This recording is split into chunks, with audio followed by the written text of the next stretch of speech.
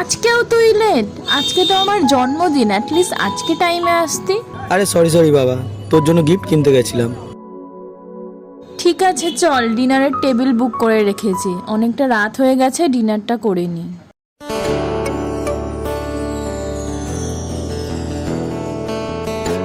আচ্ছা, তুই যে বলেছিলি আজকে আমাকে একটা সারপ্রাইজ দিবি, কি সারপ্রাইজ? তোকে যদি বলেই দিই তাহলে সারপ্রাইজটা থাকছে আর কোথায়? আহা, একটু হিন্ট তো দে। আমি আজ তোকে আমার ভালোবাসার মানুষটার সাথে দেখা করাবো। তুই সারপ্রাইজ দিচ্ছিস নাকি সব?